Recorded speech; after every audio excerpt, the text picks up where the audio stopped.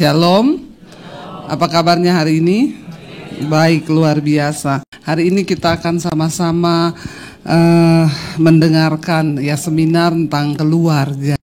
Karena keluarga itu adalah ya satu hal yang sangat penting ya, apalagi di dunia ini semua orang pasti pengen berkeluarga. Yang belum berkeluarga bisa angkat tangan? Yang belum berkeluarga ya ada? Yang muda-muda ada ya, di sana juga ada ya. Kalau memang sudah tidak pengen berkeluarga ya bagus juga melayani Tuhan ya. Kalau masih kepengen ya berdoa. Soalnya 20 tahun ke bawah jodoh di tangan Tuhan, 30 tahun ke atas masih tangan Tuhan. Tapi kalau sudah 40 tahun ke atas tuh Tuhan lepas tangan ya. Iya, puji Tuhan ya, bagaimana kita menghasilkan keluarga yang kuat. Saya tuh pelayanan terutama di Indonesia, banyak orang yang datang konseling tentang masalah rumah tangga dan keluarga. Tapi saya temukan itu ya, persoalan-persoalan dalam rumah tangga itu banyak terjadi ya karena sudah salah dari start. Dari awal startnya itu udah salah.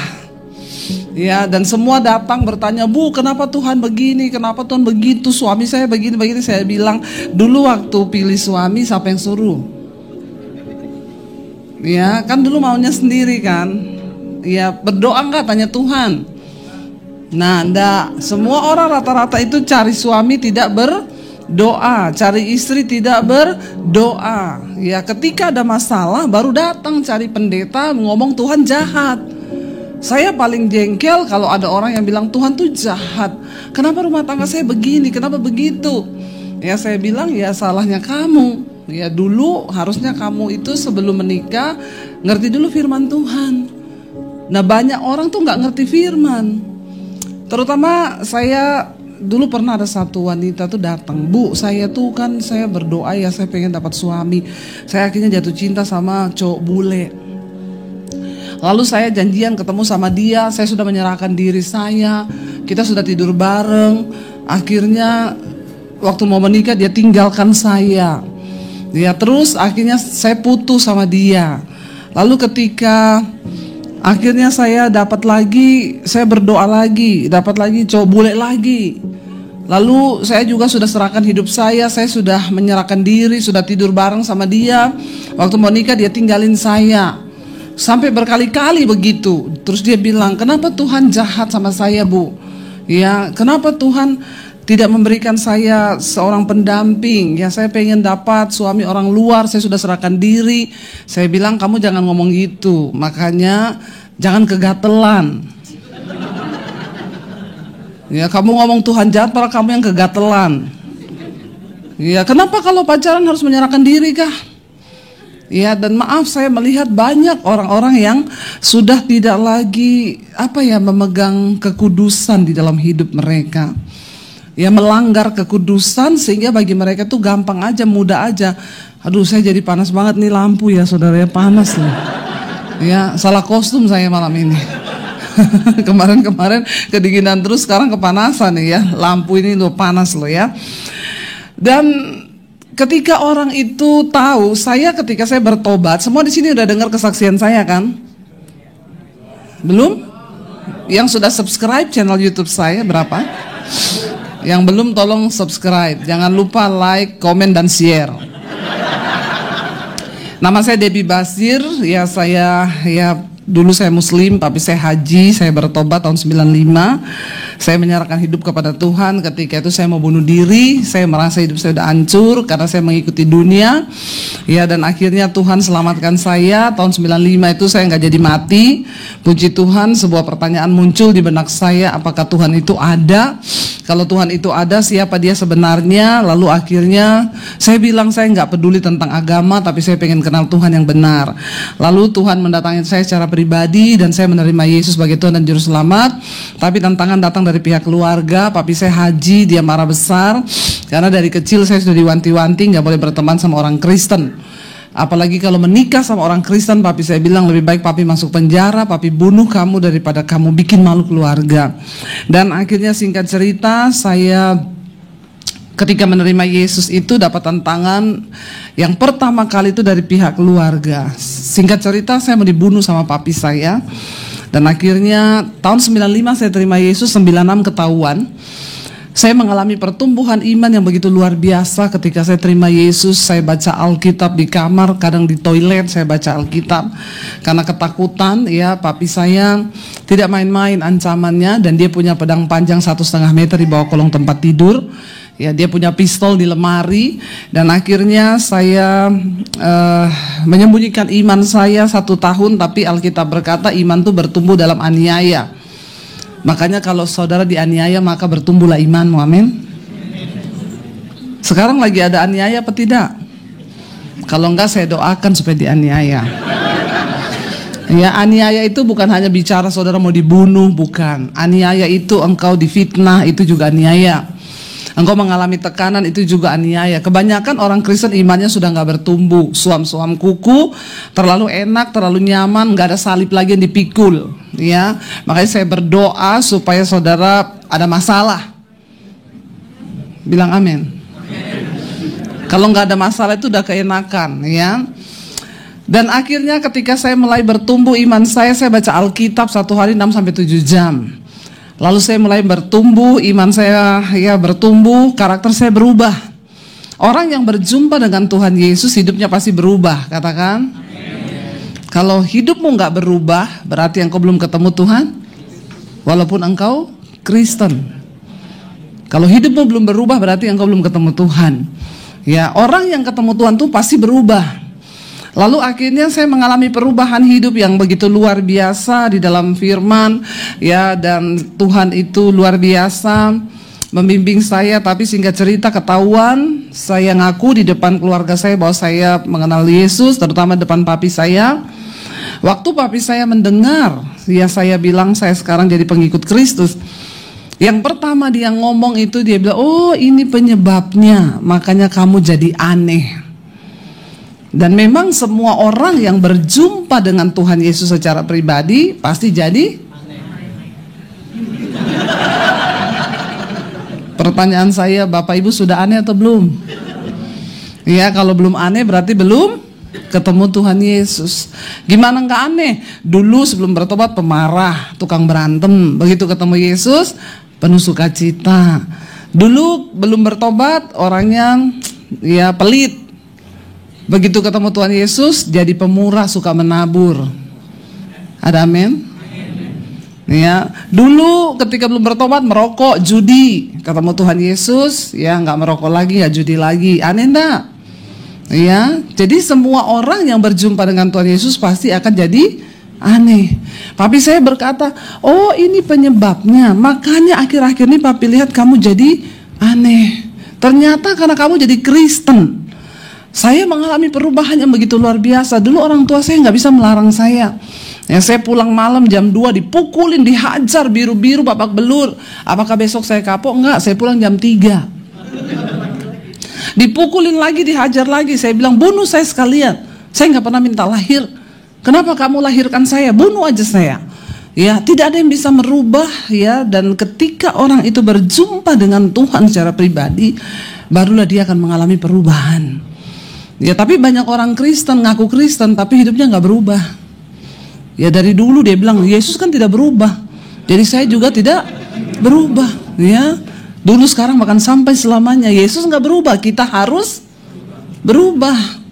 Dan akhirnya saya ketahuan, ya waktu saya ngaku itu, singkat cerita papi saya suruh saya pilih. Kalau kamu nggak bisa kembali ke agama, kamu pergi dari rumah, jangan anggap kamu punya keluarga. Akhirnya saya tinggalkan rumah tahun 96, ya. Setelah banyak proses yang saya alami di rumah, saya nggak boleh makan di meja makan, saya makan sama pembantu. Ya, setiap kali ketemu saya di rumah, papi saya bilang saya setan. Ya, banyaklah aniaya yang terjadi, tapi saya tetap berdoa, saya tetap lepaskan pengampunan.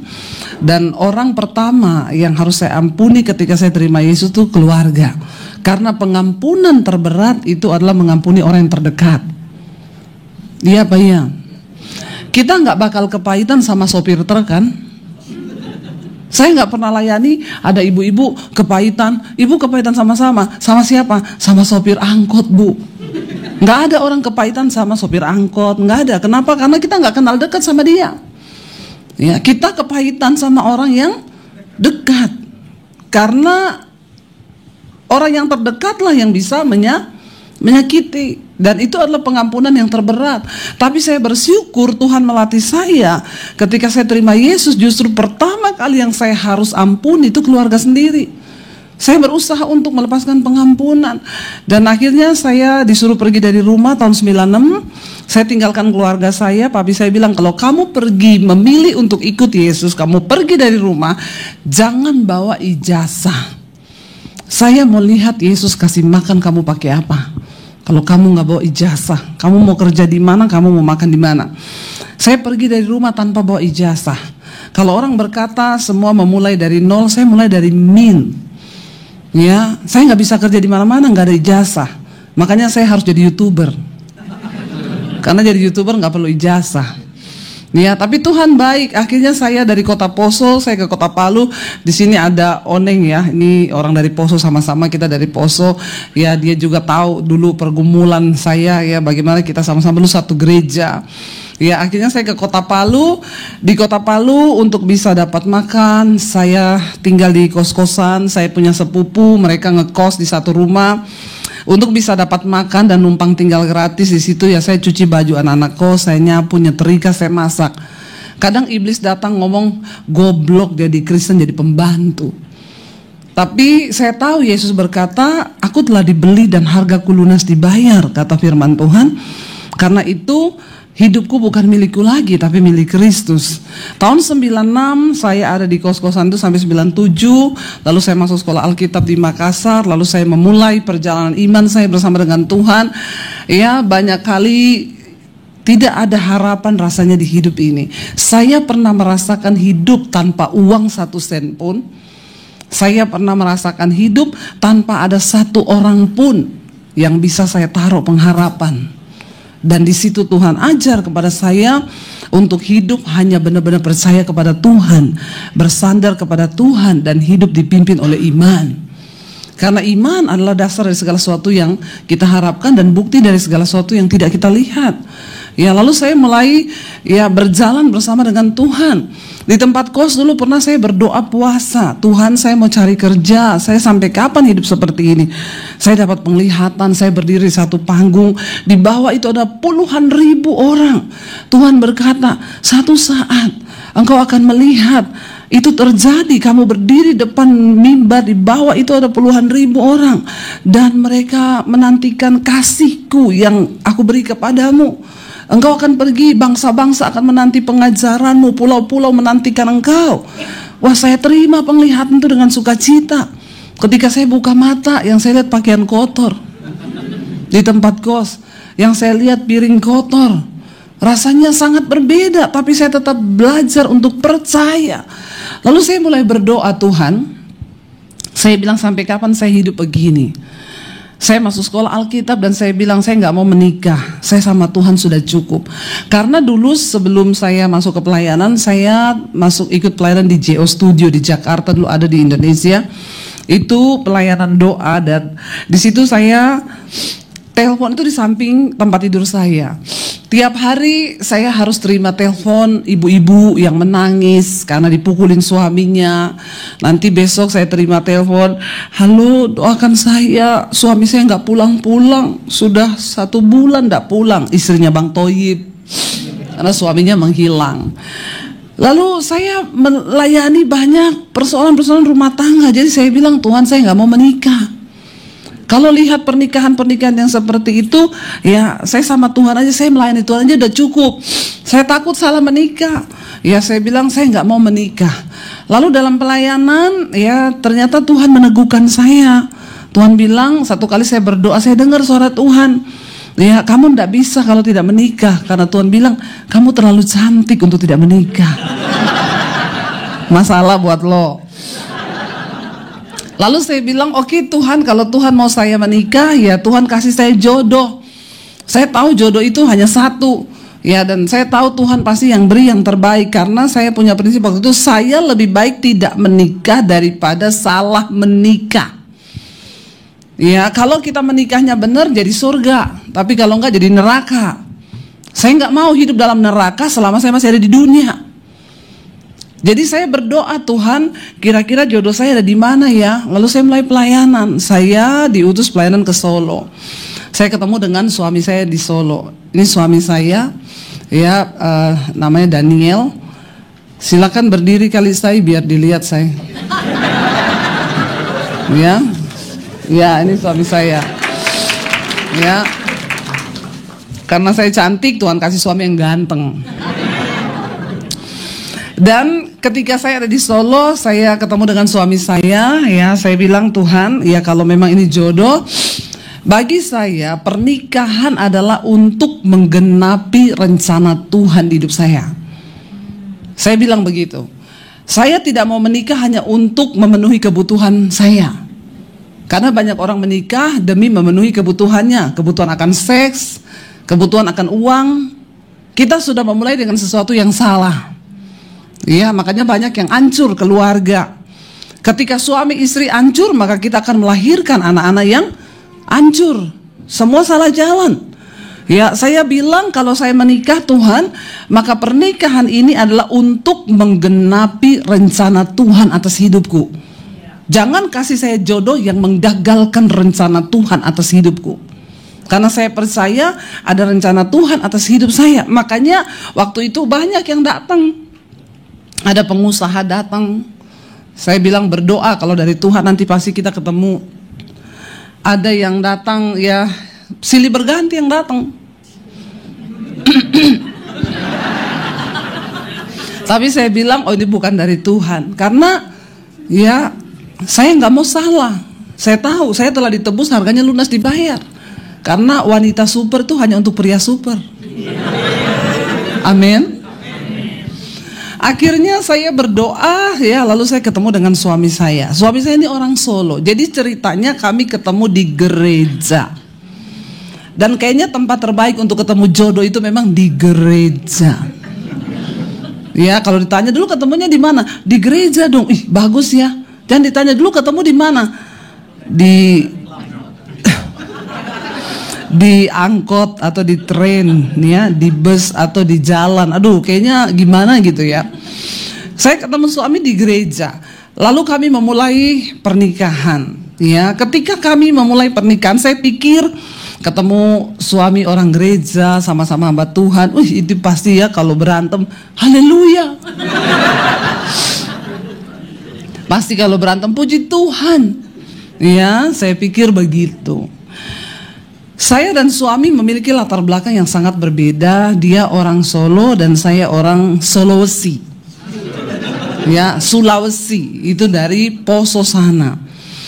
Dari latar belakang budaya yang berbeda, dari latar belakang pendidikan, keluarga yang berbeda, dari bahasa yang berbeda, makanan yang berbeda. Ya, orang Sulawesi itu kalau ngomong selalu nadanya tinggi. Ya, jadi ngomong biasa kayak marah-marah, padahal tuh nggak marah. Memang biasa ngomongnya seperti itu. Ketemu orang Solo yang ngomong itu selalu nadanya rendah. Ya, dia marah pun nyaris tak terdengar. Ya, suami saya tuh kalau mau marah ngomong, "Say, aku boleh marah enggak?" Saya bilang marah-marah aja, enggak usah permisi. Ada orang mau marah permisi, aku mau marah gitu ya. Saya bilang marah-marah aja. Jadi kami dari latar belakang yang sangat berbeda. Ketika kami menikah, konon katanya sebuah hubungan itu dibangun atas dasar komunikasi. Kalau komunikasi lancar, maka hubungan itu akan baik. Tapi kalau komunikasinya rusak, maka hubungan itu akan rusak. Saya dengan suami ketika menikah, hubungan komunikasi kami itu sangat rusak. Ya, pertama menikah, hidup bersama, ya, saya kalau panggil suami saya itu Jo, artinya bojo.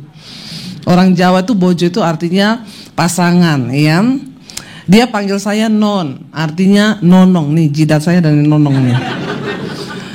Jadi, ya, saya tuh kalau panggil dia bangun pagi saya teriak, "Jo, ayo makan, kamu tuh loh, gini. Dia datang, "Mbok ojo nesu toh." Jangan marah. Kamu ngomong biasa aja bisa ndak? Saya bilang ini biasa. Dia bilang enggak, itu nadamu marah. Saya bilang enggak, ini ngomong biasa. Itu marah. Jadi yang tadinya saya biasa malah jadi tiap hari begitu. Akhirnya setiap hari kalau saya teriak, Jo, itu anu-anu, dia datang. Mbok ya ngomong itu pelan-pelan. Saya bilang, kenapa? Aku kaget. Saya bilang kaget aja, nggak usah diomongin, kaget. Besok gitu lagi, saya ngomong apa dia datang. Kamu nek ngomong gitu, aku bisa kena serangan jantung loh. Terus saya bilang, ya gitu aja kena serangan jantung. Aku kaget dengar kamu ngomong, nek aku mati piye? Saya bilang berarti sudah waktunya. Aduh, Bapak Ibu, jadi setiap kita ngomong, lama-lama dia itu mulai menuntut saya. Apalagi kalau saya ke rumah keluarganya, saya ngomong sama mamanya. Ya, Mak ewes mangan. Saya dimarahin. Kamu ndak boleh ngomong gitu sama orang tua. Itu kasar banget buat orang Jawa. Saya bilang kalau gitu saya nggak usah ngomong aja. Ya bukan ndak usah ngomong. Kata suami saya, kamu tuh belajar ngomong yang baik. Ya ngomong yang baik seperti apa? Kamu bisa nggak ngomong nadanya turun? Bapak Ibu, saya ini dibesarkan di Sulawesi puluhan tahun. Saya ngomong nadanya begini. Sama suami nikah berapa hari disuruh ngomong nadanya turun. Kira-kira gampang atau susah? Saya balik ngomong sama dia, coba kamu ngomong nadanya tinggi. Dia bilang, yo ndak isa. Lah ya makanya saya juga ndak isa. Coba kamu ngomong nada tinggi, coba. Dia bilang, yo ndak isa. Ini udah tinggi loh. Lah. Aduh, Bapak Ibu, saya stres. Tiap hari dia menuntut saya untuk bisa. Kamu jangan ngomong ora iso, ngomong iso. Saya bilang saya ndak bisa suruh ngomong Jawa, suruh ngomong nadanya. Pokoknya dia bilang kamu ingat aja, nek ngomong belakangnya cepet-cepet turun. Jadi ya sudah, saya coba mempraktekkan. Kalau saya bangun pagi, Say, ayo makan. Ya 1-2 kali otak saya masih ingat, tapi selalu keceplosan dan itu selalu bikin kami ribut. Cuma masalah ngomong, masalah bahasa. Sampai dia tuh menuntut saya terus. Apalagi kalau ketemu keluarga, kalau ketemu ini, saya dianggap ya kayak orang tidak berpendidikan, ngomongnya nadanya tinggi. Ya saya bilang, ya gimana ya Say, kenapa kamu ngomong, kenapa kamu nikah sama orang Sulawesi? Kenapa dari awal kamu ndak nikah sama Sri Rezeki? Supaya aman rumah tanggamu. Jangan menikah sama saya. Sekarang ini saya ndak bisa kamu tuntut seperti itu. Dia ngomong, jangan bilang ndak bisa, bilang oh bisa. Aduh ya. Akhirnya ya sudah, saya bilang ya udah saya coba. Besok pagi saya bangun pagi-pagi, saya bangunin dia. Mas, pripun Mas, kalau sampean mau makan tak cepake piye? Dia kaget bangun. Dia bilang, ngapa Say? Mboten napa-napa Mas. Akhirnya dia bilang, ndak usah gitu, kok aneh ya. Saya bilang, ndak apa-apa Mas. Bapak Ibu, satu hari dari pagi sampai malam saya nggak mau berubah. Saya bilang, kan ini yang kamu mau toh Mas. Dia bilang, bukan Say, jatuhnya kok horor ya. Kok malah jadi kayak kuntilanak. Saya bilang, akhirnya udah mau tidur malam. Dia bilang, non biasa aja. Saya bilang, nggak apa-apa Mas. Dia bilang, balik lagi aja kayak dulu. Jadi saya bilang, jadi kamu mau Sri Rezeki atau Debbie Basjir? Tentukan sekarang. Kalau kamu minta saya begitu, ya udah saya jadi begitu. Dia bilang, Debbie Basir aja. Jadi mau Debbie Basir? Ternyata menjadi cocok itu bukan artinya satu bahasa, satu logat. Sampai hari ini saya sama suami saya itu enggak cocok. Makanya kalau ada orang nggak nikah-nikah, saya tanya, kenapa belum menikah? Nggak cocok, Bu. Saya salaman. Selamat tidak menikah kau seumur hidup. Cari yang cocok itu nggak ada. Sampai hari ini saya sama suami nggak cocok. Apa yang mencocokkan kami? Cuma satu, firman Tuhan. Makanya Alkitab bilang, jangan engkau menjadi pasangan yang tidak seimbang dengan orang yang tidak percaya. Karena persamaan apa yang terdapat antara terang dan gelap? Ketika kita menikah, kita berkomitmen untuk tunduk kepada firman. Waktu istri tunduk kepada firman, suami tunduk kepada firman, maka rumah tangga itu menjadi kuat. Lalu ketika kami menikah, kami punya komitmen, ya kita bangun rumah tangga di atas dasar firman. Berantem boleh, 5 menit cukup. Amin. Tapi susah nggak? Susah, apalagi kalau orang masih sakit jiwa.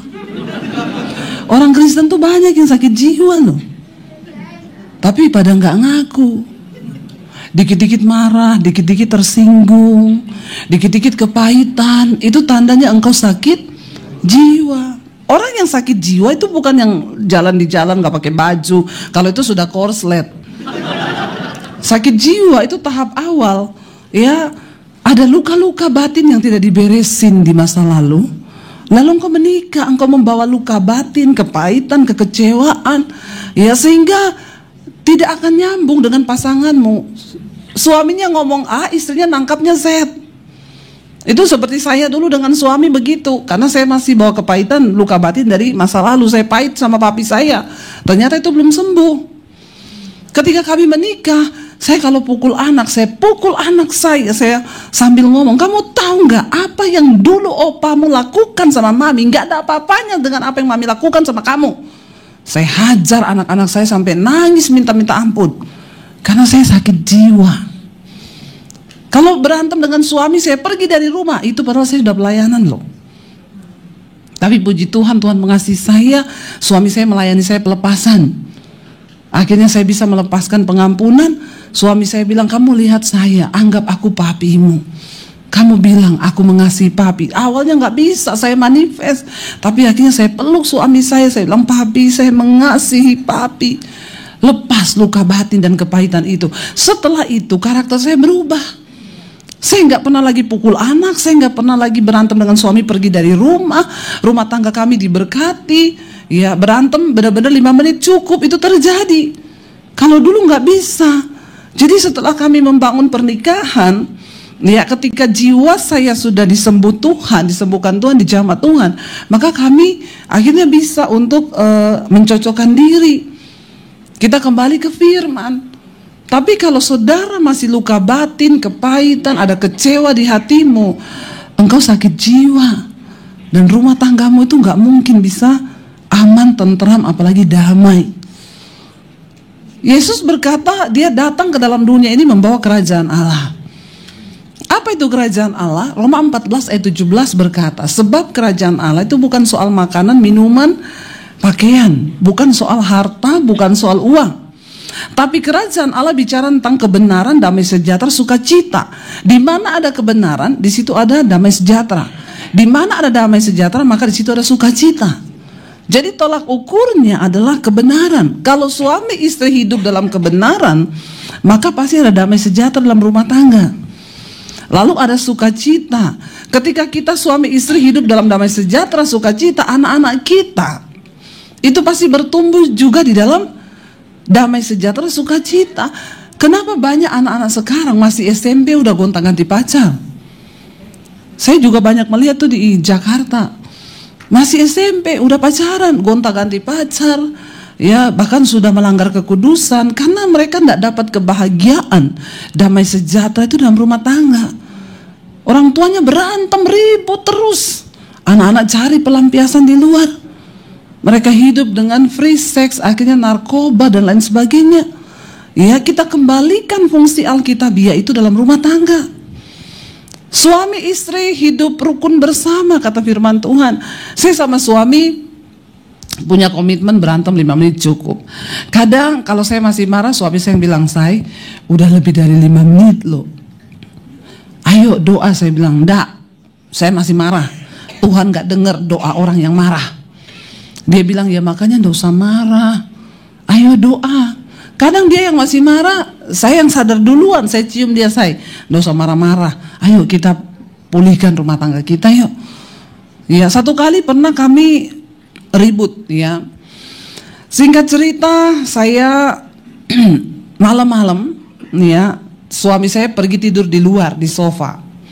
Itu yang terjadi kalau suami istri ribut. Dia pergi tidur di luar di sofa, saya bilang, "Bodoh amat, salah sendiri, banyak nyamuk. Emang enak." Lagi gitu saya mau tidur, saya tidak bisa tidur. Kalau hati itu marah, saya tidak bisa tidur. Saya bilang, "Tuhan, saya mau tidur." Roh Kudus ngomong, "Beresin, pergi ke suamimu, minta maaf. Terus kamu tidur." Karena saya nggak berani tidur kalau lagi marah. Saya takut mimpi ketemu kuntilanak dicekik mati. Masuk neraka kau. Loh iya, mati lagi marah, kepahitan, masuk neraka. Jangan anggap sepele yang begitu. Jadi waktu itu saya bilang, "Tuhan, saya mau tidur." "Tuhan, iya minta maaf sama suamimu terus tidur." "Enggak, saya enggak mau. Dia yang salah, dia yang harus minta maaf." Roh Kudus ngomong, "Pergi minta maaf." "Enggak." Akhirnya saya lihat jam, udah hampir jam 1. Saya mau tidur, saya nggak mau terganggu begini. Tiba-tiba waktu saya mau tutup mata, saya dapat penglihatan. Ada satu pot tanaman, itu daunnya hijau gede-gede. Tiba-tiba ada satu ulat yang lagi makan daun. Lalu jadi 2 ulat, jadi banyak ulat itu dalam sekejap seret dimakan kering tanaman itu. Saya pikir, ini karena tadi saya lagi urus-urus tanaman, mungkin tadi siang, makanya saya lihat begini. Tapi Tuhan itu ngomong begini, Roh Kudus ngomong, "Kalau kamu biarkan ya ada satu dosa, amarah, kamu pahit hati, kebencian, kamu gak beresin, itu seperti ulat yang memakan pertumbuhan imanmu. Kamu biarin, nanti jadi banyak." Makanya banyak orang imannya itu kering, mati. Karena dia biarin sakit hati, luka batin, kecewa. Itu ternyata memakan pertumbuhan iman. Jadi lebih baik kamu beresin sekarang. Matiin ulat yang satu itu. Saya takut waktu begitu. Akhirnya saya bilang, "Oke Tuhan, ya Tuhan beri aku kemampuan, Tuhan tanggalkan ego manusiaku. Aku mau datang ke suamiku minta maaf." Akhirnya saya berdiri, saya mau keluar kamar. Suami saya masuk, jadi kita ketemu di pintu. Kita berpelukan di pintu. Waktu berpelukan saya bilang, saya minta maaf. Dia bilang, "Iya aku juga minta maaf." Saya cerita, "Tadi itu kayak gini. Roh Kudus suruh saya minta maaf, tapi saya enggak mau." Suami saya bilang, "Saya juga di luar begitu." Roh Kudus ngomong, "Masuk ke dalam minta maaf." Dia bilang, "Saya enggak mau, harus istri saya minta maaf." Saya bilang, "Kasihan banget Roh Kudus ya, keluar, masuk, keluar, masuk." Ngomong sama kita ya, tapi dasar ada hamba Tuhan yang lagi sakit jiwa ya, jadinya nggak bisa dengar suara Roh Kudus. Kami belajar ya, ternyata apa yang membuat rumah tangga kita bisa menjadi kuat, waktu kita ini komitmen untuk menjadikan firman itu sebagai tolak ukur dalam rumah tangga kita. Ketika kita membawa, ya saya ingat waktu itu saya baru menikah dengan suami ya, namanya masih bulan madu kan. Wah, orang tuh kalau bulan madu semuanya madu. Ya, apalagi waktu baru mau nikah, foto pretwet. Ya, orang kan tuh kalau nikah foto pretwet. Di jurang satu, jatuh di jurang, satu tangannya begini, ceweknya dinaikin, ada gelombang, diterpa gitu, diangkut ya begini. Kalau udah nikah dijorokin. Makanya saya bilang foto pretwet. Waktu kita menikah ya, saya bulan madu, madunya masih banyak. Saya bangun bikinin suami kopi, saya potongin buah ya. Sebelum dia mau apa saya siapin ya. Belum punya anak, masih hidup berdua. Baru menikah, madunya masih melimpah. Ketika hamil anak pertama nggak pakai pembantu, urus anak sendiri. Ya, akhirnya lahir anak satu lagi, karena saya 1 tahun hamil lagi, 1 tahun hamil, kejar tayang kayak sinetron. Lalu saya mulai urus anak sendiri, ya, lagi capek, suami saya teriak, kopi. Capek ini, ya, lagi capek dia teriak kopi, gitu ya. Ya karena ini persediaan madu mulai menipis, mulai banyak pergumulan dalam rumah tangga, banyak masalah, ya, keuangan juga mulai seret, ya. Lalu saya mulai urus anak sendiri, semua apa sendiri. Suami saya teriak kopi. Saya ngomong, punya tangan dua, kaki dua toh? Berdiri sendiri ambil di dapur. Nggak ngerti apa? Saya ini lagi capek. Madu habis, yang tersisa tinggal lebah. Kan? Nggak usah bohong, ya. Apalagi saya dari Sulawesi, lebahnya lebah hutan. Itu kalau menggigit mati langsung, ya, karena bisa lebah hutan. Saya bilang berdiri sendiri, kaki dua, tangan dua, ambil ke situ, ada kopi di dapur. Dia tanya, lah krimnya yang mana? Gula mana? Gula ada di botol, tulisannya garam. Kenapa bisa ditulis garam gula? Biar nggak ketahuan semut. Kan kayak kamu, tulisan di HP, Yanto jadi Yanti, Yanti jadi Yanto. Keluar racun semua ini. Madu mulai habis kan. Lalu saya bilang gini, kamu itu ya suami tapi karuniamu bos, mintanya dilayani, duduk tok teriak nasi kopi apa, kamu pikir emang saya istri pembantu? Lebah kan? Ya saya bilang papi saya itu loh kepala kantor, tapi dia sering turun ke dapur masak. Kadang mami saya lagi nonton TV dibikinin kopi. Kamu selama nikah sama saya, apa pernah kamu bikinin saya kopi? Keluar semua. Suami saya ngomong gini, mak saya ngomong papi saya, dia ngomong mak saya, makku itu memang istri yang luar biasa. Bapakku dilayani kayak rojo. Bapak saya cuma teriak nasi. Maknya ngomong, inggih, dibawain nasi. Kopi, inggih, datang kopi. Dia bilang, nggak pernah ada satupun mak saya keluarin kata-kata kasar sama bapak saya. Saya jengkel nggak? Jengkel, dibalas begitu.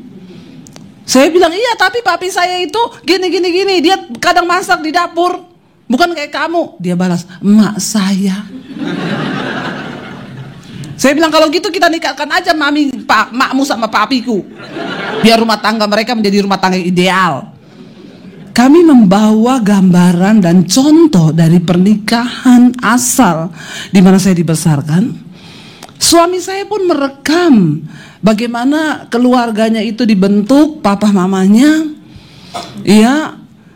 Saya dibesarkan juga dari keluarga yang papi saya itu kadang cium mami saya di depan orang, dia bisa gandeng tangannya mami saya di depan orang dia cium. Lah suami saya ini dari Solo, tabu yang begitu-begitu. Dia bapaknya nggak pernah gandeng tangan maknya. Kalau jalan satu depan satu belakang. Iya, dia nggak pernah cium istrinya di depan orang. Saya kadang ngomong, kamu tuh kayaknya nggak sayang sama saya. Saya nggak pernah lihat kamu tuh gandeng saya, kamu cium saya depan orang. Papi saya, dia ngomong, lah emakku sama bapakku nggak pernah gitu. Aduh, rumah tangga kita kacau nggak? Setiap hari ribut saudara karena membandingkan. Saya juga mulai panas emosi sampai satu saat saya tak dapatkan ayat ini, ya. Kolose pasal yang ketiga, firman Tuhan berkata, ayat 23 di sana dikatakan, Kolose 3 ayat 23, firman Tuhan berkata, apapun juga yang kamu perbuat, perbuatlah dengan segenap hatimu seperti untuk Tuhan dan bukan untuk manusia. Saya dapat ini ya bahwa ya berarti selama ini saya salah. Tuhan bilang lakukanlah semua yang kamu perbuat, ya entah itu dengan perbuatan atau dengan perkataan, perbuatlah itu dengan segenap hatimu seperti untuk Tuhan dan bukan untuk manusia. Waktu saya lagi jengkel, suami saya teriak, "Kopi!" Saya lagi capek, saya mau balas, saya ingat ayat ini. Akhirnya saya pergi ke dapur, saya bikinin dia kopi, saya kasih krim, saya kasih kopi, saya aduk, saya bilang, "Untuk Tuhan." Hati saya nggak emosi. Dan kalau kita mau lakukan sesuatu untuk Tuhan, kira-kira kita lakukan yang terbaik apa enggak? Yang terbaik. Kenapa ada orang bikin kopi dikasih sianida? Karena bukan untuk Tuhan, tapi untuk suami yang bikin jengkel. Ya, kasih sianida dikit, mati suaminya. Bahaya waktu orang sakit jiwa, dia melakukan sesuatu, itu dipimpin oleh jiwanya amarah. Ya, makanya ada ibu-ibu selingkuh, dia bilang, "Bu, suami saya selingkuh, Bu. Dia kasar sama saya, dia pelit lagi, nggak pernah kasih duit. Dulu mau saya kasih racun tikus di jusnya, Bu." Saya bilang, "Ibu jangan coba-coba, kalau dia mati Bu di penjara." "Oh, enggak lagi." Jadi saya bikinin dia jus tiap pagi, saya kasih insulin. Jangan ditiru, ini adegan berbahaya loh. Hanya dilakukan oleh para ahli saja. Dia bilang, "Saya kasih insulin," padahal suami saya nggak ada sakit gula, Bu. Tapi tiap hari akhirnya dia drop, satu kali pingsan. Dokter datang diperiksa, "Kenapa di kandungan darahnya banyak insulin ya? Padahal dia ini nggak sakit gula kan." Saya takut waktu itu, Bu. Tapi untung tidak diselidiki, ya udah begitu aja. Jadi saya sekarang nggak lagi, saya bilang, "Jangan Ibu, lebih baik Ibu doakan." "Iya Bu, sekarang saya nggak pernah lagi bikin kayak gitu. Tiap hari saya doakan suami saya bilang, Tuhan cabut nyawanya." Astagfirullah. Saya bilang, "Itu doa yang salah Ibu. Jangan berdoa supaya Tuhan cabut nyawa suamimu." Jadi hati-hati suami-suami. Iya, kalau istri kepahitan bahaya. Jadi saya berusaha akhirnya melakukan segala sesuatu untuk Tuhan. Rumah kotor, rasanya mau bersih-bersih, ya aduh capek. Saya berusaha menenangkan hati Tuhan. Aku lakukan untuk Tuhan. Saya bersihin rumah, saya nyapu, saya ngepel untuk Tuhan. Saya bilang, ubah saya terlebih dahulu. Kita nggak akan pernah bisa mengubah orang lain. Dan dengar baik, tidak ada satu orang pun yang bisa mengubah orang lain. Tapi kabar baiknya, engkau bisa mengubah dirimu sendiri. Dan ketika kita mengubah diri kita sendiri, maka apa yang engkau tabur, itu yang akan engkau tuai. Engkau dapat melihat keadaan berubah untukmu. Sebab Tuhan itu gak pernah bohong. Ketika saya mencoba berubah untuk diri saya gak emosi lagi, saya gak kepahitan karena saya berusaha melakukan untuk Tuhan. Apa yang terjadi? Suami saya berubah. Saya lagi duduk, dia datang, "Say, aku bikinin kamu kopi. Nggak tahu enak atau tidak, tapi ini aku bikin dengan cinta." Berubah dia. Ya, tapi coba kalau kita tuntut, "Makanya kamu berubah, makanya kamu gini." Selesai nggak masalahnya? Enggak, tambah kacau, tambah ribut. Ya, satu kali ada seorang suami datang kepada saya, dia bilang, "Bu Debbie, saya minta ayat di mana yang dikatakan istri itu harus tunduk sama suami." Saya bilang, "Buat apa Pak?" "Mau saya kasih sama istri saya." "Oh, jadi buat kepentingan Bapak?" "Iya, sebelum saya kasih sama Bapak yang tentang istri tunduk kepada suami, saya kasih dulu yang tentang suami ya Pak." Dia bilang, "Emang ada yang untuk suami?" "Ada." Nah, ini ayatnya. Mari kita lihat Kolose 3 ayat 18 dan 19. Kalau saudara baca judul perikopnya, hubungan antara anggota-anggota rumah tangga. Ayat 18 dikatakan, "Hai istri-istri, tunduklah kepada suamimu sebagaimana seharusnya di dalam Tuhan." Sampai batasan mana istri tunduk kepada suami? Di dalam Tuhan. Karena pernah ada istri dijual sama suaminya. Suaminya bawa dia ke hotel. Ada teman suaminya datang, istrinya dibawa ke kamar, suaminya terima uang, istrinya ditidurin, dibayar. Lalu istrinya konseling sama saya, "Bu, saya coba melawan suami." Saya bilang, Alkitab bilang loh, istri tunduk sama suami. Saya bilang kalau itu sudah bukan dalam Tuhan, ibu nggak boleh. Ibu dijual, itu persinahan, ibu nggak boleh. Ya, itu juga berbahaya buat nyawa ibu. Ya, ibu harus melawan kalau kayak begitu tuh sudah tidak di luar standar firman Tuhan. Jadi dikatakan istri tunduk kepada suamimu dalam hal apa? Segala hal yang di dalam Tuhan. Ya, di dalam hal uang tunduk nggak? Uang itu milik siapa kalau dalam rumah tangga? Waduh, saya salah bicara karena kalau di sini ini kayaknya uangmu ya. Ya, nggak ada uang bersama ya di sini ya. Ya, nah itu dia sudah salah lagi. Kalau Alkitab bilang, Yesus bilang, orang menikah itu kamu bukan lagi dua, tetapi satu. Ini kata firman. Saya nggak peduli dengan budaya. Kita kembali kepada firman. Alkitab bilang engkau sudah bukan lagi dua, melainkan satu. Makanya nikah itu hati-hati. Kalau belum yakin dari Tuhan, jangan menikah. Ya, karena kalau sudah menikah itu artinya prinsip firman Tuhan harus kita bawa dalam pernikahan kita, termasuk dalam hal keuangan. Ya, kenapa dibilang kamu menjadi satu bukan lagi dua? Separuh saya mati, separuh suami saya mati, baru kita bisa jadi satu. Kalau enggak 2 tambah 1 jadi 2. Ya, dalam hal keuangan kita juga suami istri harus sepakat. Ya, keuangan itu dipegang bersama. Kami berdua ya keuangan dipegang bersama. Ya, suami saya pegang ATM-nya, saya pegang mobile banking-nya. Jadi walaupun dia belanja, saya cek ini tadi ada pengeluaran buat apa. Kita saling tahu. Mau beli sesuatu yang mahal, kita harus sama-sama tanya, boleh nggak beli ini? Ya, oh kalau saya bilang boleh, boleh. Kalau dia bilang saya juga mau beli apa, dia bilang nggak usah. Ya, jadi ada kesepakatan. Tuhan memberkati orang yang bersepakat. Ya, tapi ada suami yang datang sama saya, aduh Bu Debbie, saya ini salah nikah Bu. Saya nikah sama istri yang pintar cari uang Bu. Uang saya taruh di rak, hilang, dicari sama istri saya. Saya taruh di kaos kaki juga hilang Bu.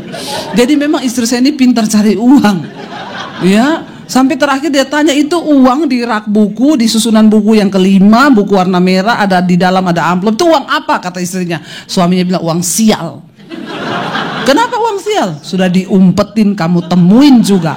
Sial banget tuh uang. Ya, Bapak Ibu, kalau Yesus bilang, kalau dalam hal mamon saja kita tidak setia, maka dalam segala perkara engkau pasti tidak setia. Ya, dengan Tuhan pun engkau tidak setia. Ya, kalau saya mau bicara tentang keuangan dalam rumah tangga, wah itu luar biasa. Kunci kita diberkati itu ketika kita setia dalam hal uang. Suami istri harus sepakat, ada bagian yang kita nikmati, ada yang bagiannya Tuhan, ada bagian orang lain. Tidak semua uang itu kita makan. Ya, kita juga harus menabur, ingat ya. Menabur untuk pekerjaan Tuhan, menabur untuk orang-orang miskin di sekelilingmu. Ya, jangan kau makan semua. Kunci untuk engkau dipelihara Tuhan di masa-masa sulit ke depan, ya, banyak-banyaklah menabur. Jangan pelit, orang kikir nggak masuk surga. Bilang kanan kirimu, jangan kikir. Ya, Bapak Ibu, saya menyaksikan sendiri bagaimana Tuhan pelihara kami di tengah masa pandemi. Saya dan suami nggak ada penghasilan karena kami memang hidup melayani Tuhan, tapi kami tidak digaji di mana-mana. Jadi kami hidup tuh dengan iman. Saya baru menyadari ketika pandemi, kita ini nggak ada gaji ya. Jadi semua pekerjaan berhenti, yang lain masih digaji dari gereja, dan malah kita enggak. Karena kami hidup dengan iman, ya hanya dari pelayanan. Tapi Tuhan bilang diberkatilah orang yang mengandalkan Tuhan. Saya bilang ke suami, ya kita jual rumah. Yang terburuk kita jual rumah di Jakarta, kita pulang ke Solo. Tapi bersyukur masih ada rumah yang bisa dijual. Dulu nggak ada yang bisa kami jual. Sekarang ada rumah yang bisa dijual. Karena saya nggak punya investasi apa-apa dulu.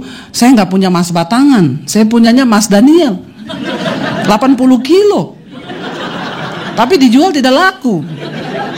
Dan memang tidak untuk dijual, ini koleksi pribadi. Ya. Tapi kami berdua bersepakat, ya kita percaya bahwa Tuhan sanggup. Bahkan di tengah masa pandemi kami masih menyisihkan uang yang kami punya yang tidak seberapa untuk bagi sembako kepada orang-orang yang berkekurangan di sekeliling kita. Dan tanpa kita sadari, yang tadinya kami mau jual rumah, ternyata Tuhan berkati kami lewat YouTube. Ketika masa pandemi, channel YouTube saya bertambah 1 hari 1000 subscribe. 1 hari bertambah 1000 subscriber ya. Tiap hari bertambah 1000. Ya, dan di tengah masa pandemi, singkat cerita, kami nggak jadi jual rumah. Semudah Tuhan membalikkan telapak tangan, semudah Dia hanya berfirman. Di tengah masa pandemi di Jakarta kami malah beli rumah lagi. Saya bangun studio Debbie Basir TV di tengah masa pandemi. Bahkan di tengah masa pandemi kami membangun puluhan gereja di desa-desa.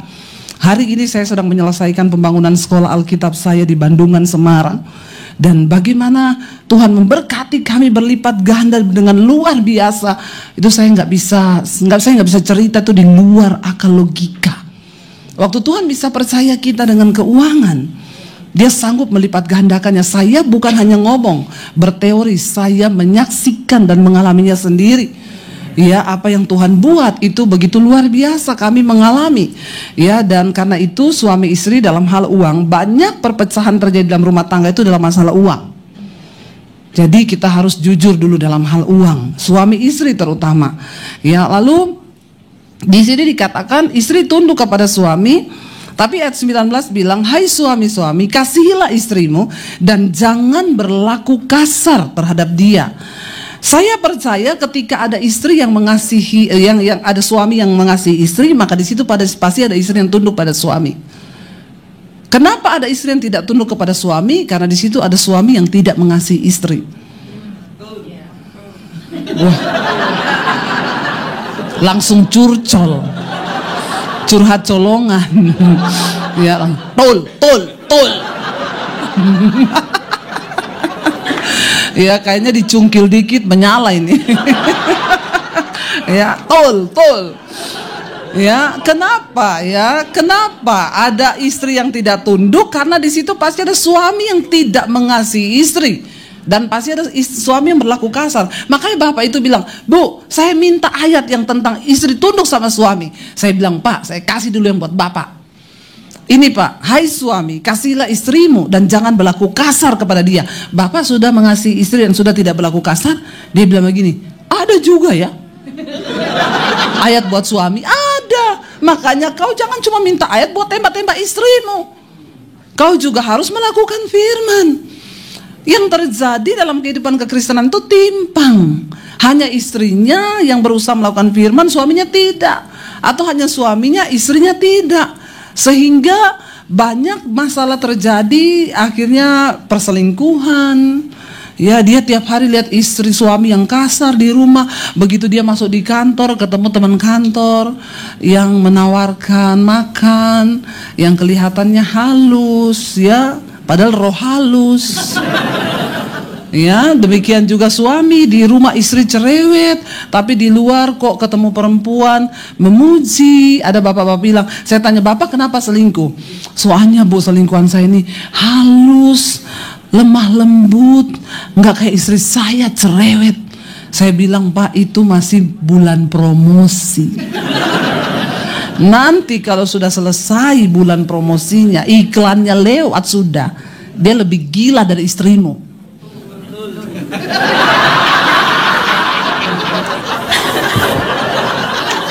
Langsung tol.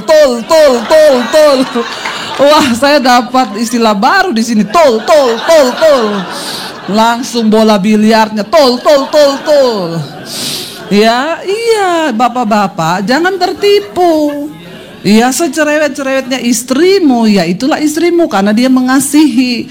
Ya, saya juga bingung ya kenapa ya banyak sekarang rumah tangga hancur. Makanya saya selalu kalau upload foto berdua suami saya tulis after wed. Banyak orang hanya pre-wed. Ya, begitu after wednya udah nggak manis. Kalau kita menghadirkan Tuhan dalam rumah tangga kita tuh indah dan luar biasa. Sampai berkat Tuhan tuh dibilang loh, di mana orang hidup rukun bersama, kesanalah berkat Tuhan diperintahkan. Ini waktu saya sampai jam berapa?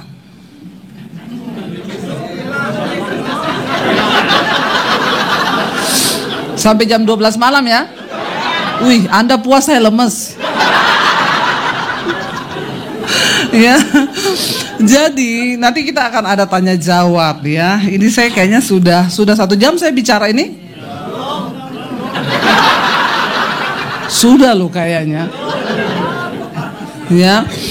Jadi Bapak Ibu, ketika kita hidup rukun bersama, maka kesanalah dikatakan berkat Tuhan itu diperintahkan. Ya, ketika ada orang yang sehati bersama. Ya, saya pengen suami saya juga cerita deh tentang bagaimana dulu saya waktu sakit jiwa. Nggak apa-apa ya cerita di sini ya. Ayo saya maju saya sini saya. Dia mukanya udah gini. Dia nggak mau suruh maju, tapi kali ini kita kerjain. Ayo saya maju saya. Ya, jadi jangan saya terus yang ngomong, biar dia yang ngomong. Shalom. Ya, saya mau cerita tentang pernikahan kita waktu awal. Ya, saya yakin Bapak Ibu kalau kita menikah pasti punya satu tujuan dan juga punya visi ke depan. Saya pun juga gitu, saya seorang hamba Tuhan, dapat istri hamba Tuhan. Otomatis kita punya satu visi misi menjadi keluarga yang penuh surga. Ya kan, kalau kita keluarga itu serasa surga, kita serasa damai sejahtera. Nah, itu pun tujuan saya waktu menikah dengan istri saya. Saya tahu dia hamba Tuhan, dia sudah berkhotbah, dia sudah pelayanan. Saya yakin pasti keluarga saya menjadi keluarga yang luar biasa dan surga. Tapi apa yang saya temukan tidak seperti itu, saudara. Waktu awal kami menikah, ya tadi sudah diterangkan tentang bahasa, bukan hanya bahasa saja, tapi istri saya masih sakit jiwa. Tadi dikatakan, padahal dia sudah pelayanan dan orang lain tidak tahu. Yang tahu kehidupan istri saya hanyalah saya. Nah, waktu kita menikah, mulai punya anak satu, mulailah yang kalau pacaran kan kita biasanya masih munafik ya, belum kelihatan semuanya. Masih yang baik-baik, tapi waktu menikah, saya menemukan sesuatu yang luar biasa dari istri saya yang tidak diketahui semua orang. Setiap kita selisih paham, dia marah, dan marahnya bukan hanya marah biasa, saudara. Dia marahnya kalau bicara cabai itu dia levelnya 5, saudara. Paling mentok, dan dia marah teriak-teriak bahkan bukan hanya teriak-teriak, dia pukul-pukulkan dia pukul-pukul diri sendiri, bahkan kepalanya dipukulkan ke tembok. Setelah pukul ke tembok, dia lari pergi. Saudara, ini hamba Tuhan. Saya buka di sini, ini hamba Tuhan. Yang tahu hanya saya dengan istri saya. Semua orang tidak tahu, orang tua saya nggak tahu, semua nggak tahu. Dan itu saya alami bukan cuma sekali. Setiap kita selisih paham terjadi kayak demikian terus. Kemudian satu saat saya merenung, berpikir gini, Tuhan, dalam perenungan ini, Tuhan, saya ini pengen surga. Tapi jujur, neraka yang saya rasakan. Apa yang terjadi dalam keluarga saya? Waktu itu saya merenung, saya berdoa, Tuhan, apa yang terjadi dalam keluarga saya? Kalau terjadi kayak gini terus, kita nggak bisa melayani. Orang taunya di mimbar, shalom, haleluya, dan dia mengajarkan sesuatu firman Tuhan. Tapi di rumah tangga saya nggak terjadi kayak itu. Nah, ini saya bukakan kepada saudara supaya kita semua tahu bahwa kita nggak munafik. Jadi kita nggak munafik, ini yang terjadi. Nah, waktu itu saya berdoa, Tuhan, saya nggak mau kayak gini terus. Saya mau ada pemberesan, mau pemulihan terjadi. Nah, satu ketika waktu kita mulai selisih paham lagi, saya diingatkan Tuhan tentang luka batin. Saya bilang sama dia, Non, kayaknya kamu masih luka batin. Kamu ada kepahitan. Oh, dia marah, saudara. Saya ini ngajarkan tentang luka batin, saya ngajarkan tentang firman Tuhan, saya melepaskan orang yang luka batin, orang kepahitan, saya lepaskan semua. Kamu nuduh saya punya luka batin. Nggak mungkin. Wah, marah, tambah marah, dia pergi lagi. Saya gini, Tuhan, ini apa ya? Kemudian di satu saat saya terus berdoa. Satu saat kita jam 11 malam, waktu mau tidur, kita bincang-bincang juga, terjadi selisih paham juga. Jadi gini, saudara, selisih pahamnya juga dialami gini, kalau dia baru selisih paham dengan kakak saya, waktu itu kan kita masih di dalam rumah di keluarga, dia selisih paham dengan kakak saya, yang dimarahin saya. Dia selisih paham dengan siapa, yang dimarahin saya terus. Saya kan bingung, saudara. Kemudian saya cuma berseru sama Tuhan. Nah, di satu saat jam 11 malam, itu terjadi, kita selisih paham yang sangat, saya bilang itu udah di level yang tinggi. Waktu itu saya cuma bisa gini, Non, yuk kita berdoa. Oh, dia tambah marah. Kemudian di satu sudut dia marah, masih marah-marah, saya ambil gitar, saya nyanyi, kasih dari surga memenuhi tempat ini. Oh, dia tambah marah, saya tahu langsung Tuhan kasih satu hal, dia ada luka batin. Kemudian kenapa luka batinnya, saudara? Karena waktu dia percaya, waktu dia terima Tuhan Yesus, Dia diusir dari keluarga, dia diusir dari papinya, dan di dalam kehidupan keluarganya itu papinya sangat-sangat keras banget sama dia, bahkan sering memukulin. Itu luka batin itu dibawa sampai di pernikahan, walaupun kita sudah melayani Tuhan. Kemudian saya diingatkan satu hal, papinya dia. Kemudian dalam situasi itu saya nanya sama dia, kalau kamu memang gak ada luka batin, coba kamu tatap saya, anggap saya papimu. Disitulah dia manifest, meronta-ronta. Dia nggak bisa. Kalau memang kamu nggak ada luka batin, anggap saya ini papimu. Kemudian katakan aku mengasihi papi dan peluk aku. Dia nggak bisa, saudara. Saya layani dari jam 11 malam sampai jam 3 pagi. Jadi itu terus. Saya cuma ngomong saya papimu. Dia terus. Akhirnya dalam satu doa, saya ajak doa, di tengah-tengah itu ada satu kata, tiba-tiba dia melihat saya dan dia mengucapkan, aku mengasihimu papi. Terus dia rangkul saya, saudara. Saya dianggap papinya dan di situ tangis secara luar biasa. Saya yakin percaya waktu itulah luka batin itu disembuhkan. Dan gini, waktu luka batin itu disembuhkan dan titik itulah di saat keluarga kami menjadi keluarga yang surga dan dipulihkan dan dia dilepaskan dari kepahitan itu dan luka batin. Saudaraku, saat ini hal ini mungkin buat saudara tapi ini sesuatu yang sangat berpengaruh di dalam keluarga saudara. Mungkin kita nggak menyadari, tapi hal itu sering terjadi dalam kehidupan kita. Baiklah kita sebagai suami istri, mulai tilik hati kita, apakah kita ada luka batin. Karena setiap selisih paham saudara, istri saya marah, tapi sampai saat ini setelah kejadian itu dia nggak pernah marah seperti itu, dan dia tidak pernah mukul-mukulkan kepala ke tembok lagi, dan itu pemulihan yang terjadi, dan sampai saat ini kami merasakan keluarga yang surga. Satu pesan saya buat Bapak Ibu Saudara, apabila ada satu luka hati atau luka batin atau kepahitan, jangan dibiarkan itu tetap dalam hatimu. Mari lepaskan, minta pengampunan sama Tuhan, dan pemulihan terjadi dalam keluargamu. Amin.